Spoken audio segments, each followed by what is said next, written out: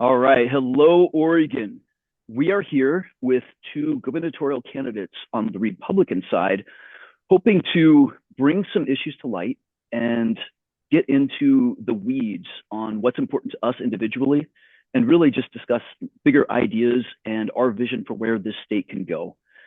Now, this may be we're going to have some back and forth. There may be some fireworks. Who knows where this goes? This is an open-ended discussion. So nothing is out of bounds. But with that said, I think Paul is a fantastic gentleman, and I hope this discussion, I hope we bring some issues to light that are really of value to all of us. Paul, would you like to say anything here before we jump into who we are? Yeah, sure. I'm Paul Romero. I'm one of the candidates currently running for governor here in the primary. And remember, this is a primary, which means there should be numerous candidates. And the idea that we should just get behind one before the primary ends kind of defeats the purpose of the primary. The primary is a chance to truly weigh and measure all the candidates, to actually know truly where they stand and what they intend. If they're going to listen to us, if they're not really listening to us, who they're beholden to, which I think is really important right now, and if they really truly understand all the issues that we face. As a gubernatorial candidate, you can't be one faceted type person. You have to have an answer for everything because, well, if you're going to be the project manager leader for the state, you better understand all the issues and what you got to do about them. So my background's extensive, 10-year Navy veteran. I have a degree in workforce education and development, something that Oregon is in desperate need of, as well as a background in mechanical engineering and mathematics. So I also have a background in the oilfield service industry, and Oregon's going to definitely need those skills here. So I bring an awful lot to the table for Oregon. I grew up in Central Oregon, and I'm just like anybody else. I put on my pants the same way. And it's a matter of perspective for a lot of people. I know a lot of people fall in love with the first bright, shiny thing that they're shown. However, what I believe is that Oregonians are not buying into that now. And I think that's why candidates like Brad and myself are not only viable, but absolutely necessary. Oregonians really need good choices. And the thing I know about Brad is that, for example, when I become governor, Brad's the kind of person that I know who he is and what he stands for, and could definitely do some great things for Oregonians. And for Brad or I both, we're going to be looking at about 1,600 different people we have to find to fill different boards, committees, and other employed locations within our staff. And that's a job in itself. But it's going to be imperative that we find the right people. And I know the right people exist. I got a long list of them I've been building. And never give up, never surrender. We have to fix the state. And right now, this is our opportunity.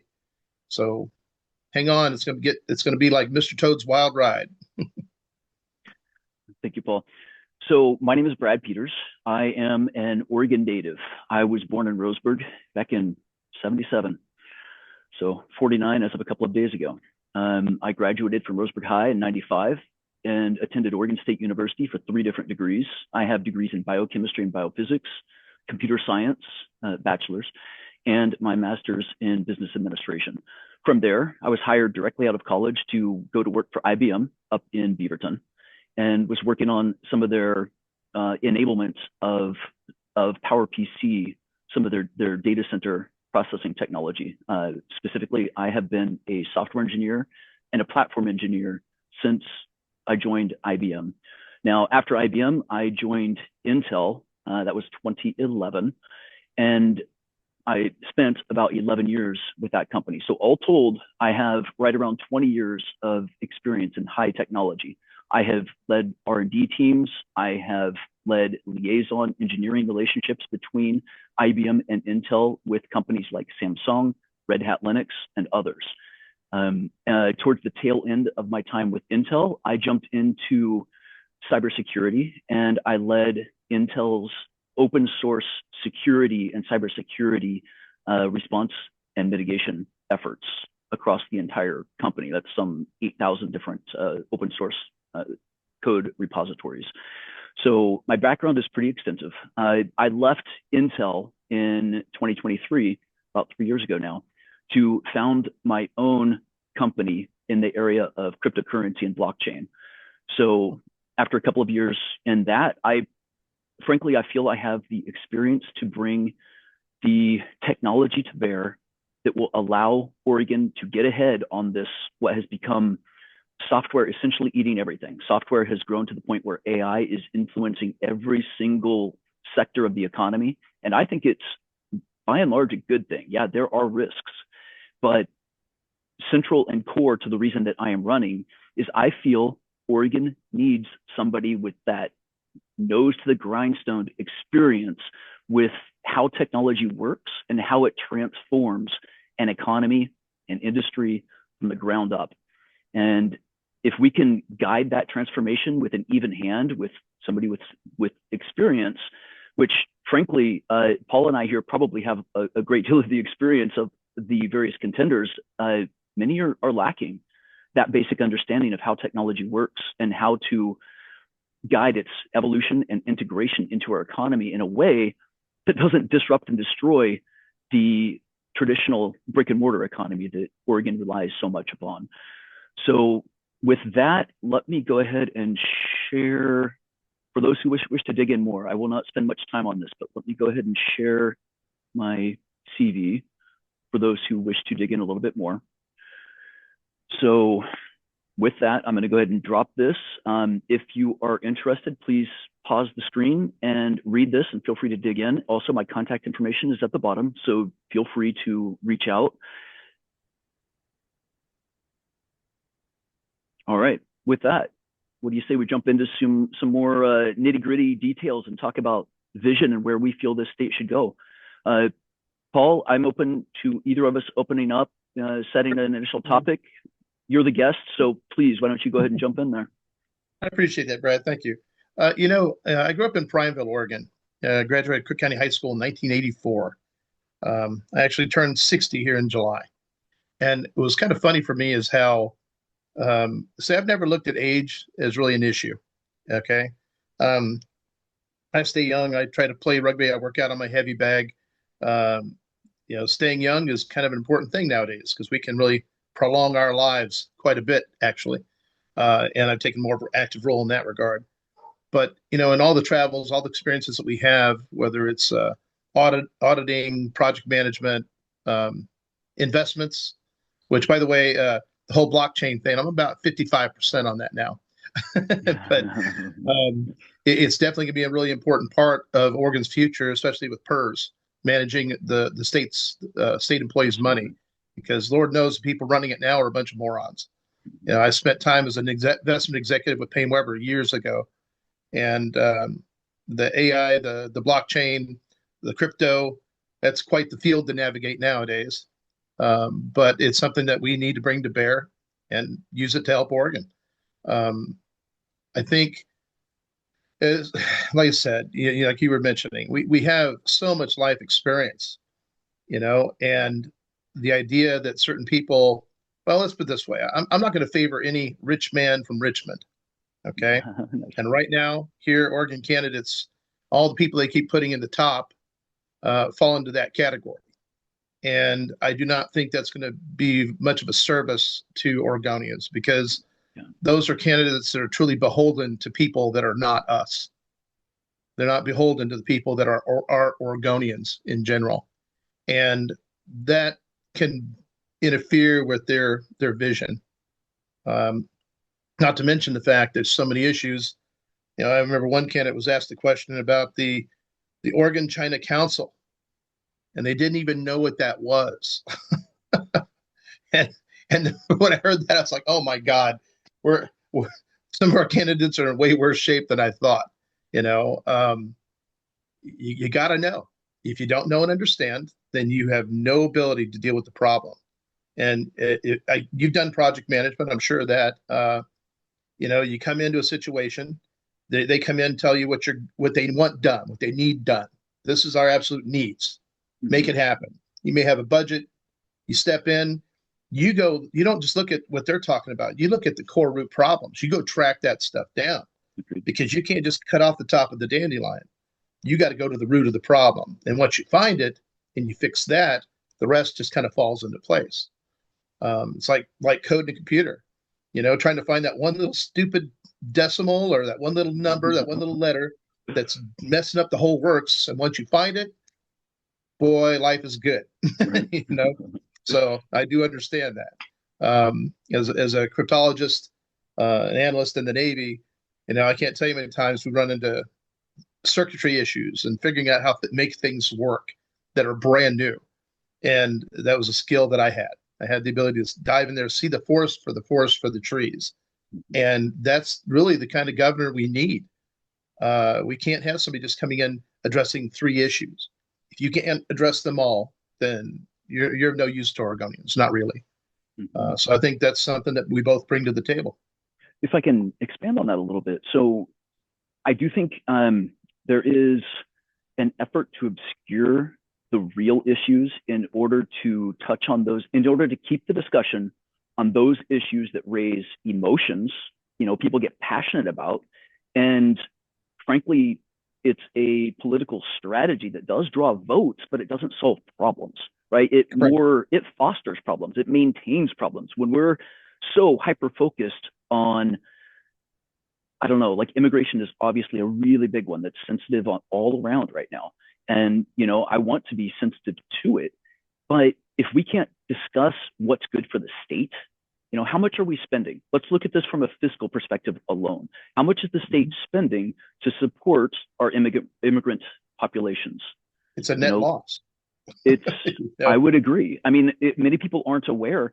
Our legislature, at the behest of Tina Kotek, our current governor, recently in the past year, made it so that asylum seekers, such as there's something called TPS.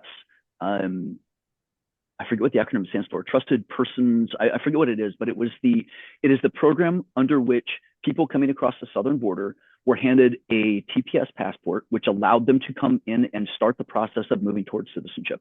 They were supposed to report back after 6 months or a year to a case officer who would then, look into the details of their case. In Oregon, we've made it so that TPS holders, asylum seekers, and undocumented immigrants all get in-state tuition at our universities. I mean, to me, that's a mic drop moment. That is we are spending taxpayer dollars to favor undocumented immigrants. There's limited dollars to support each program, right? So we're talking about dollars that are getting moved from one spot to another to favor a particular group.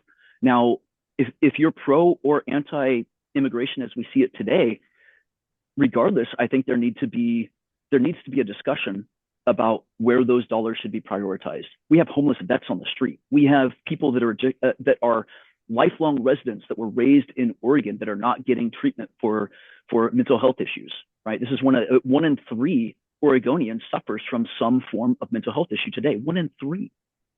That's incredible. It's mind blowing. So I'll just touch on one. You mentioned how blockchain could be key to the state going forward. I agree completely. One of the foundations of my vision for this state is for radical transparency. Blockchain gives us that. You cannot censor blockchain. When things get on there, they are public and then the public record forever. You cannot pull them out of public record once it's there. So I am a strong advocate for Oregon bringing our books, our agency spending data, all of that online, transparently, using blockchain, unrevocably. And then guess what? We have 4.5 million people. A lot of those are strongly educated people who can dig into that data and come to rational conclusions that help guide the state in a good direction. Transparency helps all of us. So with that, Paul. Yeah. Well, first thing to address there, the sanctuary of city status. For me, it's really quite simple. The federal government, in accordance with the Constitution, has been tasked with all immigration. They decide it all. Okay. The idea that a state can all of a sudden do their own, unless they've just decided to become their own country, no, it's not supposed to happen, period. Now, the thing I believe in immigration, and I think it's important because right now with our population, we're on the decline. Yes. We have a bunch of millennials that just aren't having kids. Yeah. And when we drop below that 2.8, or the 1.8 children per family, our whole population starts to die off. Yeah. Okay. So that alone justifies immigration. The next step, of course, is legal immigration. And we have processes for that. We used to have a program so that immigrants that did come here and go through the process, they could also, in fact, sponsor. I think even Americans could sponsor immigrants. But what would happen is they would be responsible for housing them, providing for them, helping them to get on their feet through the legal things, and it worked. Now, I don't even know how or why that disappeared. It made no sense except for the fact that, well, we have a certain element in our government that wanted to bring in all these illegal immigrants and do it as a bumper crop, and the cost of that to Americans, to Oregonians, is beyond the pale. It is so ridiculous. Yes. And the idea that here in Oregon, they've been trying to dumb down our students. And by the way, I've been a substitute teacher for the last year and a half in Douglas County. And it's given me a chance. I did it part-time just to get a feel for what's really going on and what's really happening, where the money's really being spent. And I know the truth. So the fact that we're dumbing down our students on purpose, high school graduates really shouldn't be graduating. They show it at like 81%. And trust me, if it's 81%, that 81% is mostly not fully ready for college or much of a career. And yet we spend all this money on illegal immigrants. And what I've been figuring out is a lot of the money they allot to that doesn't really make it to those immigrants. Okay. The nonprofit that we have so much money, I think 40 some odd percent of our budget is general fund, right? Mm-hmm. It's huge. Mm-hmm. Well, a lot of that money goes directly to nonprofits who have no accountability for how they spend their money. Yep. So whether it's the homeless stuff, we spend all these billions of dollars for the homeless, and yet our homeless grows by 70, 71% in the last year. I mean, what are they really spending the money on? And what you find out is that these nonprofits, the average salary for these people who are doing nothing is $79,000 a year. Wow. Come on. I mean, I would love to make $79,000 a year and just sit at home and do nothing. That would be wonderful. Mm-hmm. But I'd feel kind of guilty because I actually have a conscience, Yep. So that's one of the things we're faced with. And I feel bad for this generation. As a teacher, your job is to inspire and motivate. Learning is a byproduct. It's a side effect. And the best part about that inspiration and motivation is that those kids end up pushing the envelope for themselves. And they understand that there's something there. There's light at the end of the tunnel, and it's not an oncoming train. That's become a huge problem for them. They've lost hope. Their families have lost hope. Yeah. And when they see their parents in such bad shape, it's very easy for them to be in bad shape. They don't feel like there's anything to live for. Yeah. This has happened before in our past, but we can fix that. And, I tell this generation from the millennials forward, I said, listen, guys, you have all the ability, all the skills. You could do this. You're to me, I don't see you as Generation Z or Zombie or millennials. I see you guys as the potential Generation X squared. Generation X. We came, we saw, we conquered, we're still conquering. But the fact is, we've kind of been on the sidelines. We've been too busy caught up in our own world. And it's time for us to be the mentors that we were meant to be and help this next generation to be better than us. That's why I call them Generation X squared, and they're like, yeah, because I've asked these classes, how many of you have heard something positive about your generation? And everybody's like, and I'm just like, man, it'll break your heart, Absolutely. And it just, I don't know, it's just stunning. It's one of those things that, man, I never even heard anything that bad about my generation growing up. Yeah. And yet here they are getting the full blast of it. We got to change that. And we have people running the state that are literally trying to create a stupid class of people so that they can't really survive on their own. I mean, this is the socialist agenda. Okay. And then to move on to your blockchain, let me tell you what, having been a Navy spook and all the secrecy involved and all the things I was involved in with the clearance and all. And by the way, I do have a top secret SCI security clearance with other things, and it's in good standing. So as a governor, I have that to my benefit. It's kind of like icing on the cake. But once I become governor, that can be reinstated very easily because I know that most of these other candidates that are kind of what they call in the lead, because of some of their associations, cannot and will not be able to get that clearance. And I know that. I don't think that. I know that. So anybody with a major association with China, you're out. We'll get into that, I'm sure. But back to your blockchain crypto investments. We've been in the biggest bull market we've ever been in, right? I mean, it's been phenomenal. You'd have to be a real idiot to not make money in the market if you're in the market. And here at Oregon, PERS and the people that manage it from Ted Wheeler to Tobias Reed to the current guy that's in there. Apparently, these guys are all semi-brain dead when it comes to investments because they've had the worst luck. They created a $28 billion hole in PERS in the biggest bull market of our existence. Yep. You realize just how stupid you have to be? I mean, that's like you went to school to learn how to be extra stupid. Yeah. And I'm not going to pull any punches on this. Please. So we invariably we have a bad habit of electing and putting people in office that lack the mental constitution to do the right things for the right reasons. And they've been real big on climate change and climate type endeavors and investments. All of these things have been dismal failures. They've not made money ever, not the windmills, not anything. And if I can add to that, Paul, real quick here. Sure. So regarding PERS in particular, so there is a board that sets the rate of return, I think annually, maybe biannually, but we're currently set at 6.9%. It seems to be about the standard for the past, 7 or 8 years. And returns dropped to around, I think it was 2% in 2023. So just avoiding discussion of COVID because that threw all the numbers awry.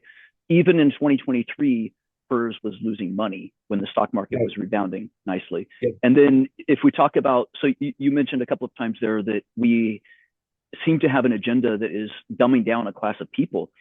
To support that in some ways, there was a federal judge who came out against the EPA and said there are legitimate reasons to look at fluoride in our water, and on average, it seems to reduce IQ in developing minds by about 7%.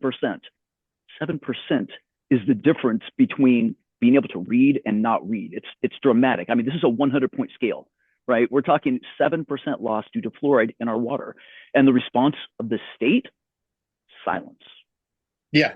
I immediately, when that judgment came out, I was writing my local Forest Grove water providing company, the municipality, the utility. I was writing them, finding exactly who had the authority to make this decision to pull fluoride out, providing the data and saying, will you please pull this out? Again, silence, no responses, no action. If you don't mind, I want to also touch on, you mentioned that a lot of our population, are not having children. We're not really replacing Oregonians at the rate we need to. And I think there's reasons.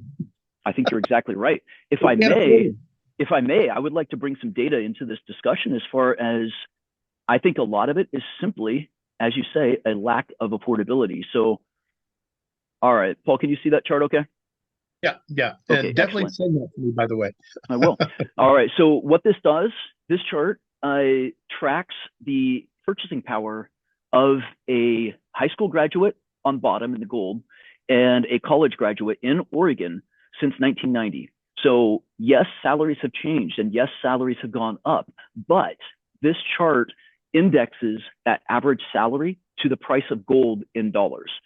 So if we look, for instance, here at it should be your top left, but it may be reversed. If we look at the top left here, so in 1990, the average high school graduate in Oregon was making about $30,000 a year, $29,300, which was then equivalent to 76 ounces of gold. Gold is tangible. It allows us to keep a track on the real price of things, ignoring the rate of inflation over time. What we see here is, let's just go ahead and track from the high school side, $30,000. Now we can see if we move up towards 2021 or 2001, 2002, right before we hit the 2001 recession, we can see the average high school graduate was making quite a lot, even indexed to the price of gold. However, in 2001, that also is when China was admitted to the World Trade Organization. Critical date. Thank you, Bill Clinton, by the way. Yeah. And since then, we have seen the purchasing power of the salary of your average high school graduate and college graduate diminish dramatically. If we just come over to present day, on my side, it's the far right side of the chart, we can see the average high school graduate in Oregon today is making the equivalent of $6,448 in 1990 terms. I will assert to you that the reason Oregonians are not having children is, frankly, they can't afford it. The value of our wages has not kept up with the price of living. Paul, anything you'd like to add to this? You know, what's funny is that way back when Oregonians voted for this deal, it had to do with our property values, and it gave the state permission to increase our property values 3% every year, roughly for almost the last 40 years. This is an artificial price inflation on property, and it has gotten to the point that it has literally collapsed the ability of Oregonians to afford a home, afford a mortgage, and on top of it all, the wages that exist do not support getting those mortgages. When you have to understand that a bank does not take risk, okay? A bank can tell you exactly what your property is worth. Oregon may tell you, oh, your property is worth $800,000, but the bank says, no, it's only worth $400,000. Well, the bank will only loan you on that $400,000. So if you want that home, you're going to have to cough up another $400,000. Well, that's just not possible for the vast majority of Oregonians. And because the state of Oregon has literally created this artificial inflation on property, it's created a huge vacuum with this on top of it. So it's not just that they can't afford it, it's even worse than that. There was a time when 20 to 25% of your gross income would cover your mortgage or your rent. Well, now we're up to what, 60 to 80%? Yep. You know, and this is killing the average Oregonian. And for you and I, we understand this, we get this. And I got some solutions how to fix this. But it's like, I listen to politicians all the time. These people have no intention because, first of all, a number of them are also realtors and attorneys. And the one thing they do not want to do is lose value on their equity in their property. Yeah. So they don't want to get that under control. And these are some of the people that we're looking to elect as governor. Come on. Yeah. The average Oregonian, a lot of the ones I see on Facebook, what have you, and, oh, this is the guy we all should get behind. And I'm like, you know what? These people are truly speaking out of their backside. They really don't understand their candidate. Yeah. And that is a problem. When candidates are excluded from a debate, well, you just made it easier for the lesser candidates to move ahead while you've hobbled the other solid good candidates. And for myself, it is so frustrating. But the good news is that there's a lot of Republican locations throughout the state that are inviting us and having us there. And, you know, we get to talk about the issues. And the thing that I also do, Brad, is that I weigh and measure the candidates too. Why? Not only because if in the unlikely event that I don't win this primary, that I know who I could bring in to help this state, because I can't do it alone. We can't do it alone. Mm-hmm. It's going to take a team of like-minded people that understand the real issues to just dive in, get our hands dirty, and don't stop till we drop. Yep. You know, 100%. And this is such a good example and a way to color it in for people. I really appreciate that graph, Brad. But like I said, as soon as I saw this, man, everything else I know just gelled and went, absolutely. We understand our problem. We can fix this problem, you absolutely. know? I have some more charts here, Paul. Let's jump in. We'll talk some more data here, if you don't mind. Something else you mentioned about, we'll touch on this. World Trade Organization and China's addition. Mm-hmm. This China thing in Oregon is so horrendous, okay? We have this thing called the Oregon-China Council. And the Oregon-China Council was established through a sister city project that China's been using across the nation. And it starts with Oregon Revised Statute 285 Alpha .143 and .145. The Oregon China Council was also established, the committee, as well as their authority in ORS 285A .148 and .152. What I want to convey here is the fact that our legislature, our corrupt legislature, voted to establish these things. These laws should not exist at all. And if they do, it should exist for every country in the world, right? Okay, this is China's in. You've heard where they're talking about defunding the Future Farmers of America and 4-H. Well, this also is a ploy that's been done in other states. What happens is a state will say, oh, we just can't afford the Future Farmers of America and 4-H, so we're going to have to cut it. And then China rushes in and goes, oh, here's money. We'll fund it for you. Okay? On top of it all, we have the Chinese nationals. We have the Chinese Communist Party buying up farms, ranches, apartment buildings, single-family dwellings, and water rights in Oregon. This has to stop and reverse course.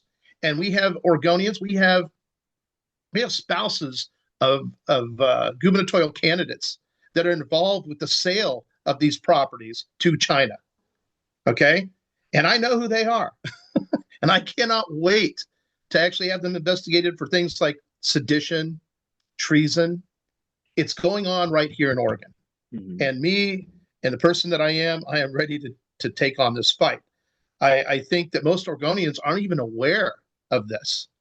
And whenever I explain it to them, they're just in shock. They're like, I didn't know. I said, listen, my grandfather said it better. I said, you know what? Ignorance is kind of an excuse to a point. There comes a point when you need to know and you learn it and you better act accordingly. So now that you know this, act accordingly and weigh and measure your candidates. Because the question I've had for every candidate is, where do you stand on the Oregon-China Council and the encroachment of China into Oregon? Nobody will ask this question at a debate. Nobody will ask this question of all these other rich men from Richmond candidates. Nobody. And for me, there's a reason they don't want me in these debates, because I'm going to bring this up and expose them all. And for all the Oregonians out there that watch this cast, let me tell you what, go ask these hard questions of these people, because you'll know right away how they are compromised. You know, I mean, when I tell people that there's an Oregon statute for geoengineering, we've been told chemtrails, that's just conspiracy theories. It's not real. And then you find the budgets for them. And then you find the actual law. And Oregon has a law. Oregon Revised Statute 558.030. They can look it up. But if you don't know, you don't know. So there's so much truth out there, and we have to dive into it. We have to expose it. So, if I may, let's jump on to this next one here. So I did want to point out real quickly, one of the things I absolutely strongly support is transparency of what the legislature is doing. This is my campaign website. You'll note at the top, if I can actually see it, I have launched a feature called the Legislative Radar. What this does is it gives full transparency to what the heck the legislature is doing and exactly how much support and opposition each has. So when bills are open for testimony on the government websites, it's extremely hard to find where you can provide input, feedback, questions to the representatives who are introducing these things, or to get any sort of summary view of what's actually going on. Like, for instance, if we look here, SB 1509, just to pick a random example, we have 99% support, 0 opposed, 2 neutral. That right there is interesting information that's really hard to figure out anywhere else. So for Oregonians interested in seeing what's going on, we have search abilities. So you can, search for individual bills here. You can search the all text of all bills using this search pane here. So if you are interested in, we mentioned immigrants. If you're interested in that, put in immigrants, and the entire, any bill that's related to that will pop up. Now, if I may, what I would like to do here, bring a little more data into this discussion. I hope all these errors are not visible on the far side, on the recording side. So looks good. Okay. So if you can see this chart here, you see this years of salary needed to buy the median Oregon home.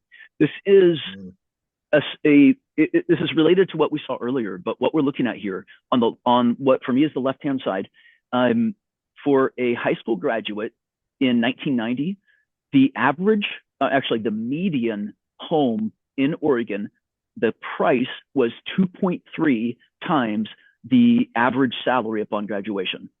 2.3 times.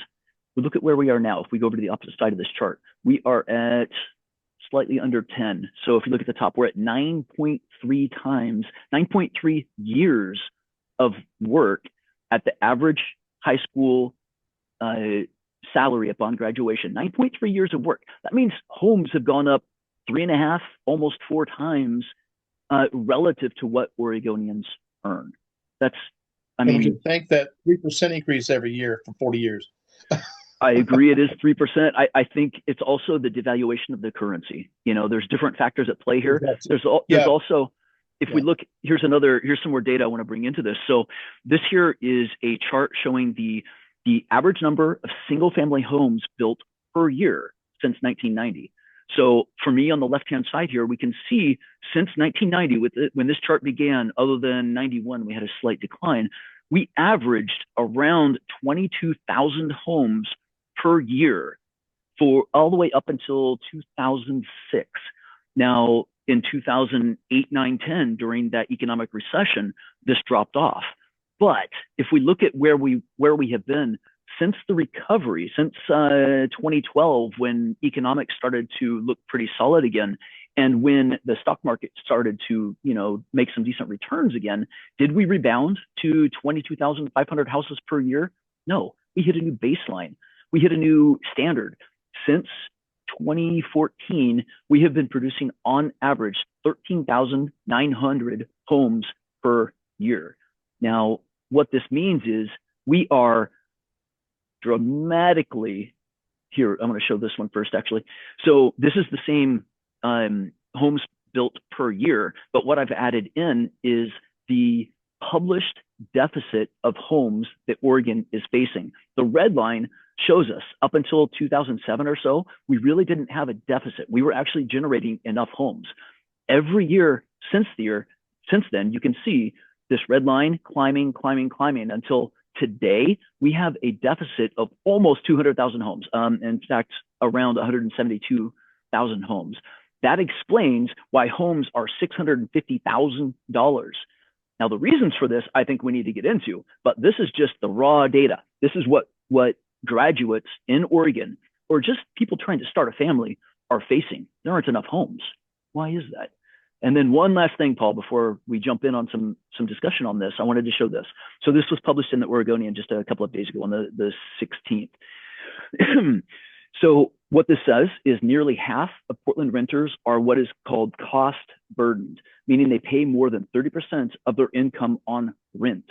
It used to be that for a mortgage for a home that was considered affordable, people would pay a maximum of 30% of their income on mortgages. Now it's just rent that is barely affordable. So with that, Paul, I think we should dive into, you know, what's going wrong here. Why is this happening? And feel free to open that up. Couple things. I mean, here in Oregon, just the building permit office, the assessor's office, right? Are they truly assessing real value of a property? No. They make like, oh, we've checked homes for all this huge area to make a decision on what yours is worth. Okay, no, you can't do that. For example, my property, my property where I live, okay? The state of Oregon's valued at about $290,000, okay? However, Zillow appraises it about $608,000. So that's a huge difference, okay? Yeah. And they claim, oh, well, no, this is the real value of the properties that are sold around yours. Oh, you mean in Douglas County? Well, no. I'm like, okay, time out. You don't get to do that. That's not a legitimate assessment. And I said, I can see your 3% increases on what I had to pay on as far as increasing my tax burden, my property tax. But again, it's not really legitimate. It isn't. And the only way we're going to fix this is we have to actually eliminate property tax.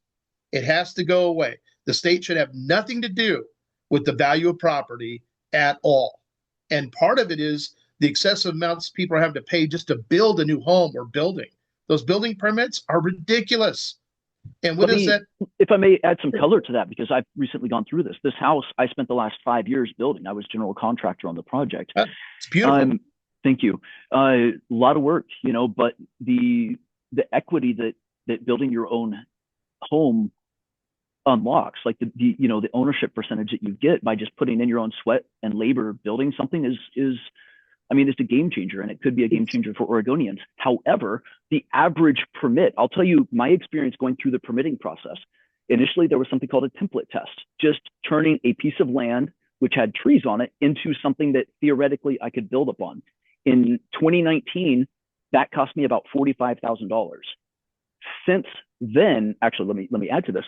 The building permit then came in at around $35,000 or $40,000. So we're talking $80,000 to $90,000 in 2019 terms just to build a house. That's without a nail in a board. That's just the paper bureaucratic overhead, right? That answers our question, doesn't it? This is one of the reasons why any home is really not affordable at all. And the thing is, where does that money actually go? And at one point, the office that actually did all the building permits, right, to approve everything, most of those people were going on vacation in the same month of November. Yeah. Okay. Yep. That's how tight that whole group was. Yep. So for me, as governor, number one, I have to figure out the way to end this whole process. I can get to the root problem. We can do that. We can identify there. We have to start there.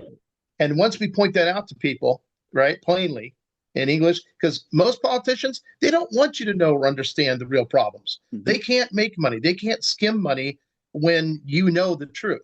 Yep. So for Oregonians, besides a huge audit and killing off 40+% of our annual budget, which, by the way, can literally eliminate income tax altogether, gone, done. Take a big dent out of property tax. Yep. And then what we do, Senate Bill 100, which is our land use planning deal that basically isolated Oregon from even using our own resources, which made no sense, but makes all the sense in the world to the climate change people. They're the ones making money. And we end that. We start using our natural resources, our oil, our natural gas, our timber again, coal, other minerals. We can do this in an environmentally friendly, sound way.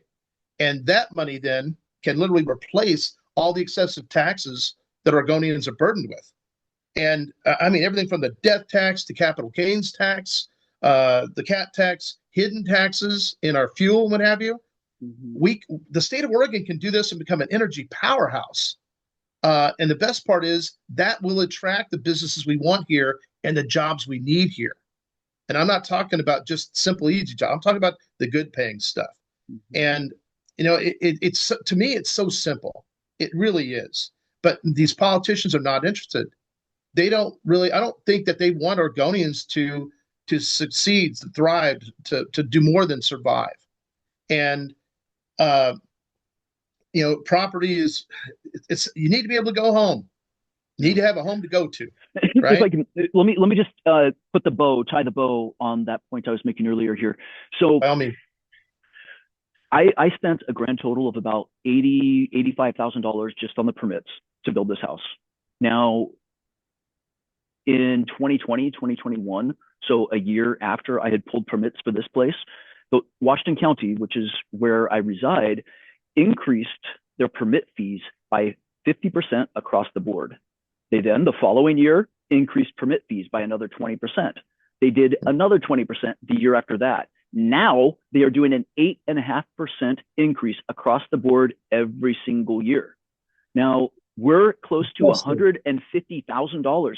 If I built this today, my permit fees would be closer to $154,000 before a nail goes into a board. That is all state overhead. Guess what? That's about 20% of the value of any home. If you're going to build a new home and it's $154,000 on a $600,000 house, that's around 20, a little more percent on that home. That is your down payment, right? Somebody is working for 10 years, saving up a nest egg that they can put down on a house. Literally, all they are funding is the paperwork that allowed that house to be built, because those fees get passed on right through the builder to the buyer. So Right. Oregonian is suffering. We're suffering because we can't afford our own homes, because we've made it impossible for us to afford our own homes. Absolutely. No, your summary is perfect. And for the candidates we have out there, I don't see a depth of understanding, much less a depth of a solution to these things. Mm-hmm. And what you and I are talking about are the hardcore solutions. And the best part is, and this is what I love about my platform, is that it actually addresses everybody. Because the thing I keep trying to say, and it's a question I get a lot, is like, how are you going to unify Oregon? We're all over the map, you know? I said, actually, it's really simple. We've all been experiencing the same pain. All of us. Doesn't matter what your party is. Does not matter. And what I'm proposing, what we're proposing, are things that actually take away that pain legitimately and replace all it of us. with For all of us, regardless of what side of the aisle you are on, there are so many things that we can do to just help Oregonians live. Like, we are, regardless, left or right, middle, wherever, we share so much in common. Guess what? We're all suffering from excessive rain and clouds, right? Like, we are all Oregonians first. We are Americans first. I mean, after that, at some point, we are family men. We have loved ones. We have people, like kids, we want to support to do well in this state. Let's look at that. Let's look at that first. I got a new grandson last November. Congratulations, Paul. That's fantastic. And let me tell you something. I knew I'd be like just overcome by this, and when it happened, it just blew me away 10 times more than that. And it's given me kind of a fire to really want to take the skills and everything I got to make sure that Oregon is a place he's going to be able to grow up in, get as good or better education than I had when I was here back in '84, going through school, and to really have an opportunity to have a great life, because I love this state. I grew up in here since the 5th grade. I've bucked bales, I've changed pipe, I've mucked horse stalls, shoveled out pigsty. I've done all this stuff. I've cut wood in the Oshkosh. I've done all this stuff. I lived it, and I love it. My favorite place to camp is Allen Creek Reservoir in the Oshkosh. It's a great view of Big Summit Prairie, and when the antelope show up, when the elk show up, and then at nighttime, it's a frickin' screensaver. I mean, this state is so spectacular, and we can create an environment and access with the rail for entertainment for other people to come here. It's like, go ahead and come visit. Don't necessarily need to stay, but but we can really take the burden off Oregonians, and it's so easy. It's right in front of us, and we have too many people that are just not doing it. Some other issue that I have, and I really take issue with this, is that some people think that only if you've been in the legislature that somehow you are now qualified, you understand how it works and how to work in the halls and get things done. But the truth is, that's a lie. Okay. The simple truth is this: if that were true by the candidates we have that have been in the legislature, then they would be able to accomplish a whole lot more than they do.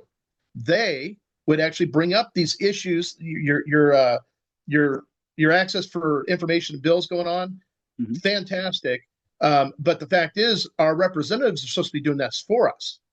Okay. They are the ones supposed to be really vocal and get out there, and they're not until it's an election year. Okay. And right now, I see candidates that are taking credit for other people's work. I don't know about you, but me, nothing pisses me off more than when somebody takes credit for my work. It's one thing when they say, hey, listen, here's my team leader, Romero, and all his team. This is what they did and accomplished. That's great. That's sharing the wealth, right? And then you have the people that come up there and say, well, I did the no gas tax. Right. No, you didn't. And I'm just like, and people are using that as the crown jewel to make that person the candidate for Oregon. And it's not. I see one candidate that has lots of legislative experience and has accomplished nothing but capitulating and going along with a bunch of garbage that Oregonians do. Yeah. And another that has almost no real experience in legislature, but claims like somehow it's blessed him in so many ways of knowledge and ability and experience, when the fact is this: What about all the other Republicans that we have in the legislature that are like shadows on the wall?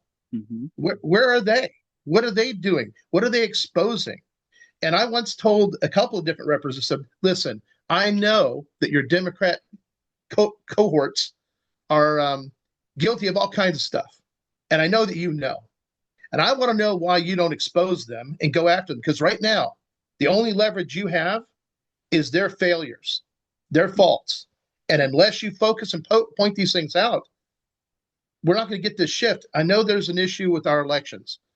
And part of the Oregon Republican Party, they do have a responsibility to help get candidates running in every single district. They have PCPs. They need to recruit them. They need to inspire and motivate them. Mm-hmm. And that way we at least have somebody competing everywhere. Otherwise, we will never have a majority of Republicans in the House or the Senate. Never. And it's almost like they're part of the problem. They've created this. Now, we had a national committeeman, Solomon Yu, who had his art of war philosophies and how he was going to use them against the Democrats so that we could take the state back. And in all the time he's been in office and all the stuff he does, has he accomplished any of that? No. I will offer that he's accomplished it against Republican Party. Okay? He did it from within. And to me, I still see people that are participating in that. So with the overall Republican Party, what it needs to do to fix itself, well, it needs to get rid of a bunch of politicians and those that are beholden to China. Mm-hmm. It's a real issue. You know, very interesting. If you look at the stats on who makes up the government inside of China, about 80% are engineers, problem solvers. If you look at the percentage of who makes up the Oregon legislature and leadership, about 20% are engineers, about 40% are lawyers, and about 20% are professional politicians. Yeah. Yeah, it's bad. Paul, I would like to sort of do again, tie a bow on the housing affordability issue here. So let me bring up a slide here, which is, all right. You see that okay? Yeah. Okay, fantastic. So my base thesis is that when a family working 2 jobs full time still cannot afford a home in the community they serve, our land use policy has failed them. And it's not just land use. There's other things as well tied into this. You know, the property tax issues are completely legitimate. But specifically what I want to get into here is proposals for a solution. Here's my number one proposal on this, and I have another I'm going to share as well here today. So, excuse me. Frankly, we set in stone with SB 100 and all the way back to Measure 47 back in 2006, 2007. We set things such as urban growth boundaries, exclusive farm zoning, exclusive forest zoning that limit the ability of Oregonians to use our land and our resources in a dynamic fashion that is profitable and, you know, builds prosperity for the state. What I propose is that land use restrictions must adapt to real world conditions.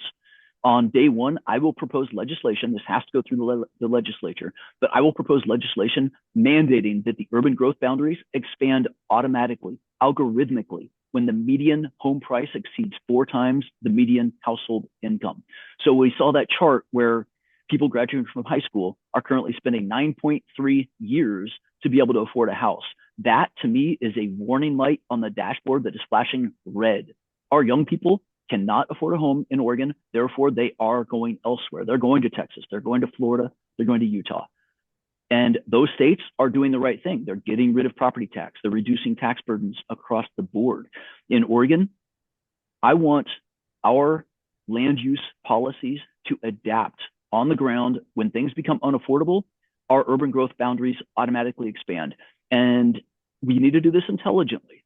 You know, Oregon has a very diverse ecology. We cannot simply expand everywhere, you know, evenly.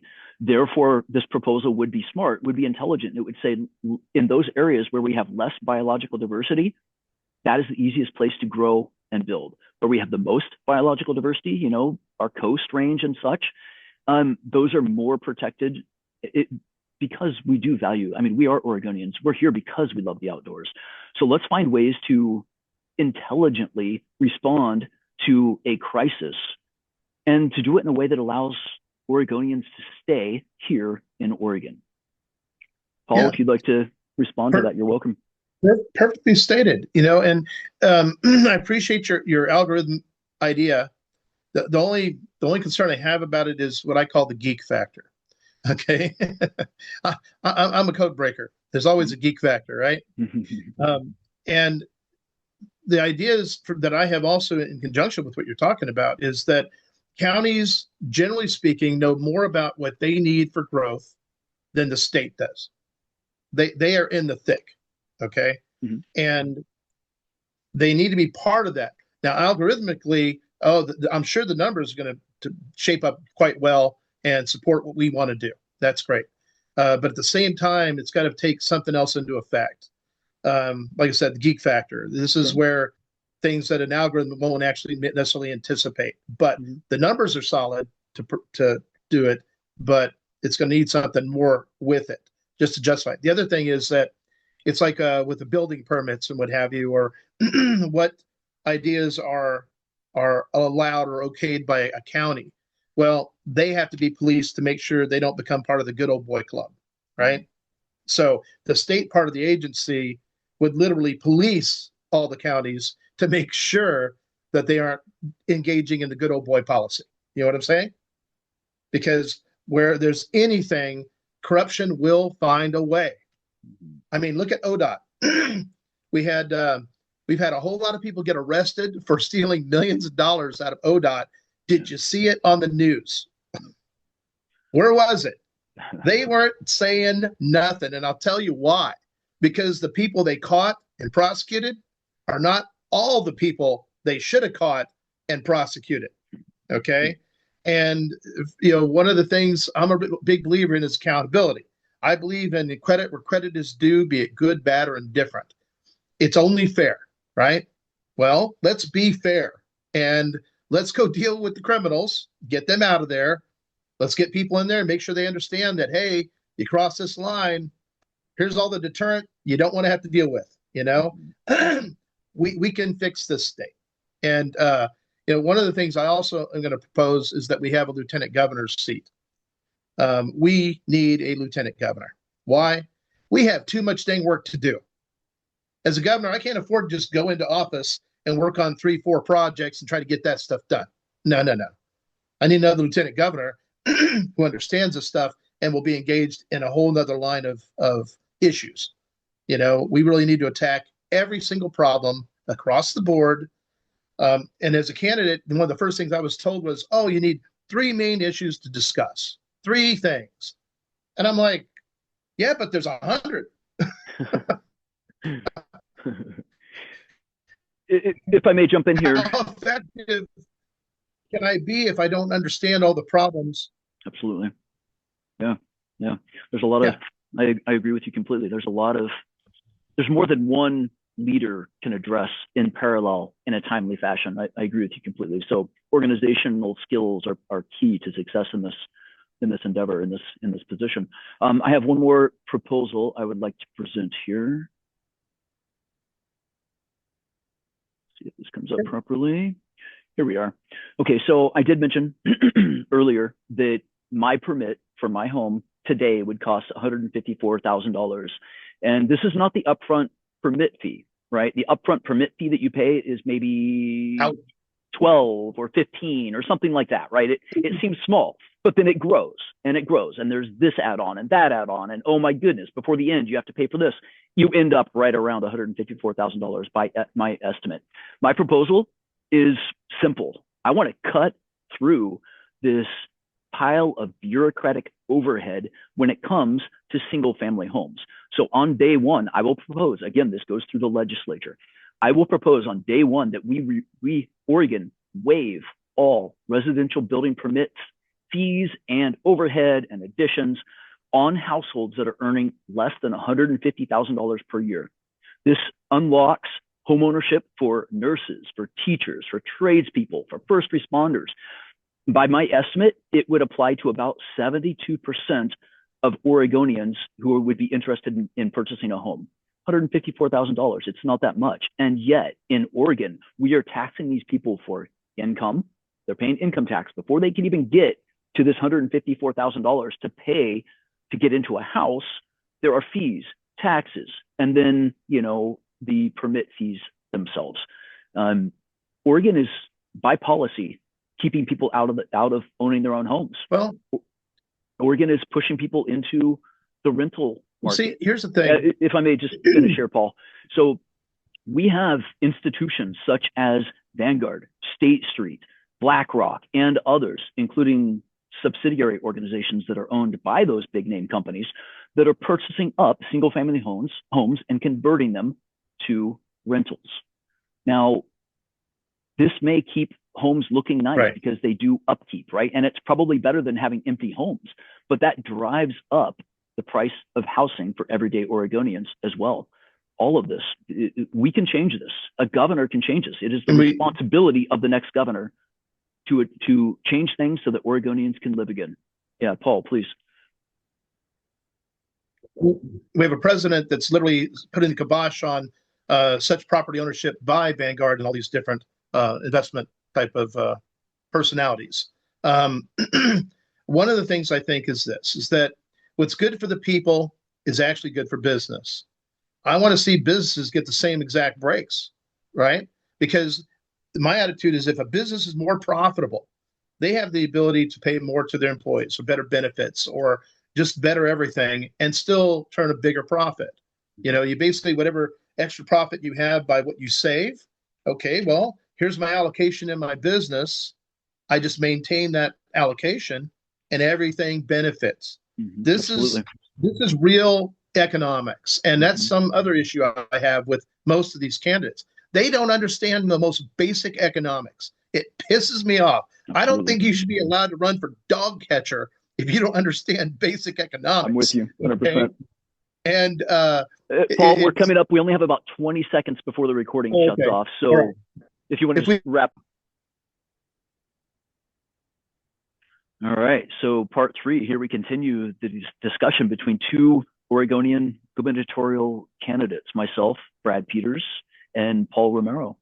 I think it's great just to have this discussion out there. Let's get into the details, into the vision that we have, what's going wrong, and how we can influence that to turn things into the right direction. And we have different visions, but we have, I think, the same goal. I mean, from what I'm hearing, from what you are saying, we both want opportunity for the younger generations being born into Oregon. We want a more prosperous Oregon in the future. I am big on protecting the beauty that we have and simultaneously allowing Oregonians to benefit from that, especially the renewable resources. I think this is so huge. We live in a state that has incredible resources, not just in ground, but above ground. Our timber resources, I myself worked, my dad had a timber management company growing up. I spent my entire childhood setting chokers, cruising timber, doing the hard work, baking in the sun, drowning in the rain, being covered in mud. I've done the work. I know Oregon both from the rural side and from the urban side. I am, these days I'm more of a platform engineer. I'm an engineer. I'm a tech guy. So my focus has turned into more the indoor clean technology areas, which frankly makes up almost 30% of Oregon's exports. It's a big part of our economy. So Paul, do you want to say anything there before we jump into some material? One of the things I look at, for especially in one of my degrees is in workforce education and development. And I'm really big on the whole education deal in that regard because it benefits everybody, not just the individuals, but also business. You got to have people that can do the job, do the work, and have a chance to move up the food chain, And here in Oregon, it's not just our current kids that are in school, from pre-K to 12. We also have a bunch of graduates from about 2000 forward that need some extra help, and Then we have adults that are, already been in the workforce, call them the younger generation X and the older millennials. And some of them also need some of this retraining, some of this other trades training, whatever it might be. And the thing that's really nice about the things that I talk about is that I am not reinventing the wheel. I am not reinventing a better mousetrap. I'm taking existing ideas that are implemented in other states successfully and looking to bring those over to ourselves. To me, it just makes sense. Granted, we may be able to fine tune some things or make some slight adjustments, but fundamentally, they do work and they are proven. And as a project manager, every once in a while, you might have to invent a new tool or something that's so different, so unique, but it's rare. And when you do it, it better work, right? Well, we have things that work. We just have people that aren't smart enough to employ them or are not motivated to employ them because it doesn't benefit them or who supports them, who they're beholden to. And that's where you run into politics and politicians. And this literally collapses everybody else's feet out from underneath them. So I can't tell you how many people I have met that are just good, decent, wholesome people, successful people that should be running for school boards and city councils and mayor and should be in those positions. Why? Because they're not really beholden to anybody and they understand what is necessary for success, right? And they're not necessarily there to feather their own nest. And that's also important. And once you get people like that, you're more benevolent, you're more humble, you're truly there to work for the people. And as long as you're a person that's in office that hasn't lost sight of that and has maintained that and has prevented themselves from being compromised or leveraged, those are the people we need. And, I've referred to myself as the last Boy Scout. I've been a Boy Scout my whole life. I've stayed between lines my whole life. I don't have any DUIs. I don't have any arrest record. I don't have anything at all. I have stayed in bounds. And, I've been attacked. And once you've gone through those fiery hoops, you're kind of like, what did this happen? If I was guilty of something, no problem. I'll take it on the chin. But if I'm not, and false accusations are made, it's like, you know what? Let's do Thunderdome. 2 men enter, 1 man leaves. How about that? I like it. I'm ready to engage this issue. But there's a lot of cowards out there. There's a lot of people that want to hide behind their keyboards. And by the way, and I'll share this with you. I shared it with Rick Dancer. I said, you know what I do now is this. If somebody comes up and makes a false accusation or a statement on a political string, I'll take screenshots of everything. I say, oh, by the way, thank you for contributing to my backup retirement plan because now you are guilty of campaign interference, defamation of character, libel and or slander. And it may only be a civil case and it may only be for a maximum of $10,000 plus fees, but brace yourself because you're about to experience it. Have a nice day. Right? If I may, let me just chime in on those points you've just made. I also am beholden to nobody. I am coming from a realm of, as I said, technology companies. My background is IBM and Intel. I am running for governor because I believe an outsider is our best bet at this point. It's in terms of being outside of politics. I very much want somebody. I believe we have to have somebody who is Oregonian to their core, who understands the culture, the people, the industries, that appreciates the fact that the timber industry employs a massive number of people. This is something that we can dive into specifics here later, but I also do not have ties to the establishment. In fact, I've had many people reaching out to me. I know your inbox is lit up these days as well. Lots of organizations reaching out, looking for hints that I would align with their interests. If something is leaning away from what I believe is best for the normal Oregonian, I am not even bothering to go down that road. I won't have those discussions. I want what is best for Oregon. And, I believe that all boats float together or we all sink together. And we are hitting a point now where, technology, the rate of change of technology is exponentially increasing to where we need a leadership who has the interests of Oregonians at heart. Otherwise, it's easy to profit by allowing the consolidation of power, the consolidation of interest, right? We need representatives in positions of power who want what is best for the people. Like, I want to be on a daily basis. I want people who are reporting to me to come in and say, oh, by the way, we got the rate at which Oregon graduates are leaving the state has dropped by 0.1% since last week. I want to hear that regularly. I want people who are dead set watching dashboard indicators. What's going right in Oregon? What's going wrong in Oregon? And God damn it, let's change course in real time when we see something going wrong. If you want to respond to that, I have another slide to bring up here. But my grandfather said it best. He said, if common sense were common, we'd all have it. Okay. And the simple truth is, we probably should have common sense classes in grade school and junior high, and maybe a couple in high school, and definitely some refresher courses for adults over time. It's just the nature of the beast. We get kind of lazy. We get a little complacent. I understand that. But the fact is that when I can't expect everybody to be an expert and understand all things that you and I talk about, right? But at least if I'm representing people and I'm taking a complicated idea and bringing it down to boiling it down to an understandable, simple format, that's one of the big things that I do. Taking complicated ideas, shrinking them down, putting it to the public, so not only do they understand, but they can repeat it to who they know and say, you know what, this candidate, he doesn't talk over my head. He's not an elitist. He's not taking his education or his experience and beating me over the head with it. He is literally trying to help me to understand so I can make a better decision, a better choice. And real politicians do not want that. I agree. Because it exposes them, and for you and I, like I said, your background's pretty extensive. It's definitely different than mine, but I got to admit, our viewpoint and our approach to some things are very similar, as well as what we are trying to fix and what we recognize as the real problems.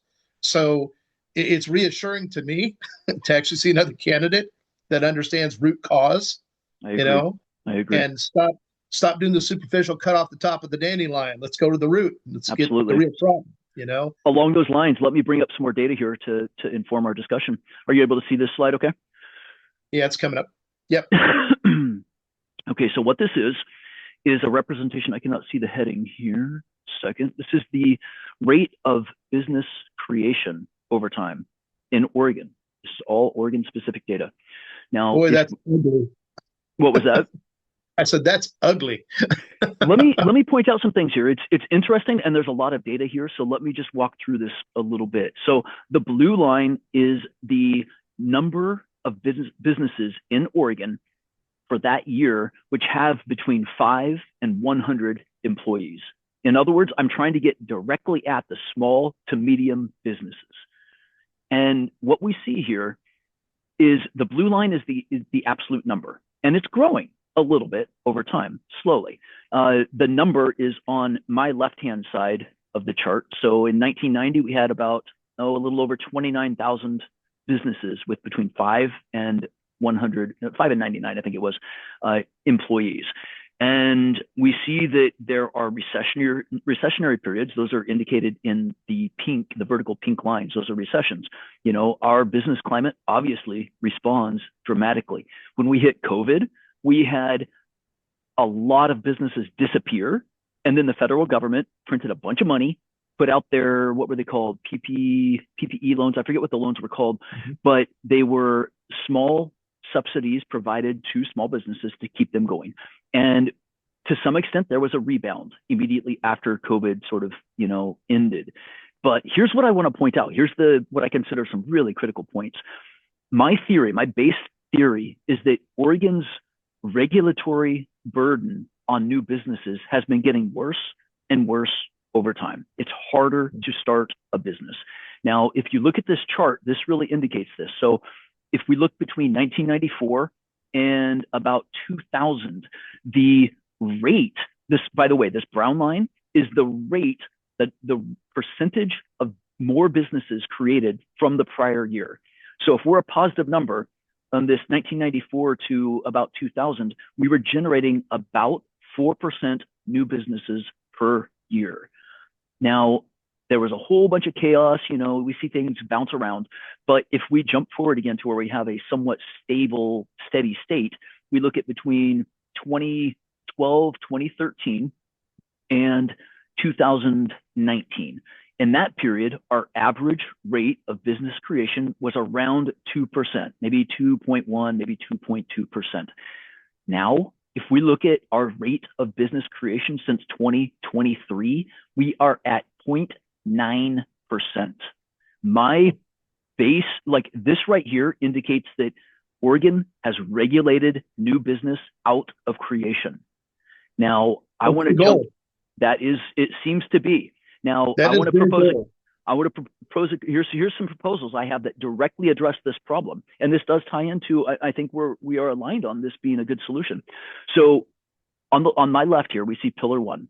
I believe it is time for Oregon to launch a business incubator. Now, back about 15 years ago, I was involved in a process of setting up a biotech incubator in the New Jersey area. My first degree was biochemistry and biophysics, and I launched a career for a couple of years in that area before I went into tech. Now, I believe we need to do this here in Oregon. Here's what I propose. I believe we need to, we mentioned this earlier, actually. So I want to introduce, this is legislative, I want to introduce zero business tax income and waived permit fees until a company reaches $150,000 in annual revenue. What this does is allows a company to get on its feet, to start generating some income, and then the state can come back in and say, oh, by the way, there's this permit that we need to, get solidified. And at that point, you start, when there is actual revenue flowing in because of the business, then the state says, okay, now there are permits that we need to take care of. But we provide this window, we provide a runway for businesses to get started. Secondly, what that does, so the opportunity comes with I wouldn't say a problem, but a challenge. So when you have businesses that are starting without permits, how does the state ensure safety, and there aren't toxic chemicals being dumped into streams, like crazy things like that, which could be possible? It what we do. Here's what I suggest. In the modern era, we have things, think Amazon, 5-star reviews. When somebody sells a product, customers who purchase that product can say, oh, this is a wonderful product, exceeded my expectations, 5 stars, wonderful. That is an indicator to the underlying quality of the product. I want to extend that exact same concept to the state level. I, as governor, would, and with my background, I could do this in 2 weeks flat. Like, I want to stand up a state-run portal, a service where businesses that launch without taxes and without permit fees up front, customers can review them, review the products that are being offered, review the services that are being offered. If there is, for instance, a safety concern, these could be raised through this 5-star online portal, allowing the state to selectively step in where necessary and prune businesses that are doing things in a way that concerns customers. Right here, we have a platform that in 2 or 3 years would revolutionize business in Oregon. Paul? Okay. I'm going to address a couple things here. The first thing I'm going to say is this, we had this saying all the time, KISS, keep it simple, stupid, right? Mm-hmm. And that's important. Mm-hmm. And even with complicated things, they can be made very simple.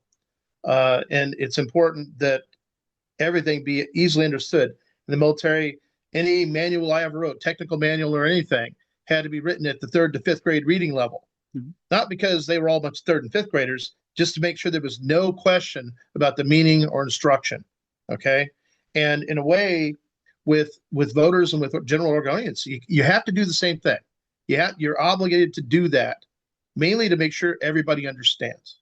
Okay. Now, there was a oxymoron that was created by Oregon politicians and leadership here in Oregon They called it a growth recession. Okay, that's their terminology. A growth recession, like it makes it not so bad. Okay, and literally this destruction of, I mean, small businesses are the backbone of our state's economy. It is. It just is. Deal with it, you know? And to do anything that undermines them is literally killing our state. I talk to high school students that want to have a job. They want to build that work ethic, but they can't because adults have taken those jobs as careers now because they have nothing else. Yep. Okay, Yep. so this environment has been created. The Oregon China Council, their whole purpose supposedly was to improve our culture, to improve our business, to improve our education. Have any of those things been improved in all the years that they've existed? No, they have not. Why? They say one thing, but they're literally doing the opposite. Okay? And the people in our government, Republicans and Democrats, that are supporting this are every bit as guilty as what's going on. Okay? Your idea, your idea has tremendous merit. It really does, and I can see it as a stepping stone. But ultimately, the goal is to reduce fees to certain licensing. If you're a massage therapist or something along those lines, I understand that, but it shouldn't be out of reach of an average person starting a business. And I think that's your point. We need to make it accessible, easily achievable for anybody to start a business. And the more regulation you have, the more you start to stifle the business. And for a lot of people, they may not have gotten their business management degree. You know, they may not know all the things they have to do to stay in bounds. We have to create a simpler process for all these things. You know, a one-stop shop, right? You know, nothing's worse than you're going into something, then you find out, what do you mean I need another permit for this? What do you mean I need to pay another fee? I can't hear you. So this proposal comes from some of my own experience. I purchased land in the Forest Grove area, and I have explored creating a campground on this piece of land. Now, that started with a discussion with the county. And when I walked in, their first question to me was, do you have financiers? We were looking want to know how much money's in your pocket so they can take it. Rough estimate, we were talking $150,000 just to get permitting before I saw $1 of income. Guess how many businesses that kills before they even get started? Oh, yeah. And the thing is, whatever happened to the whole American ingenuity and ethos to grow and build things, right? And then we have all these people, what I call socialists, that are trying to crush it all. You know, I mean, look at the business tax breaks the federal government has given to businesses. And here in Oregon, communist socialist leadership is trying to figure out how they can capture that money and keep it from the businesses itself. Again, you know, it's insanity. If I could just chime in on that one point, because I recently did a podcast on exactly that discussion. So that bill that disconnected us from the big, beautiful bill and the tax cuts, you know, that would have flowed through, it was funny.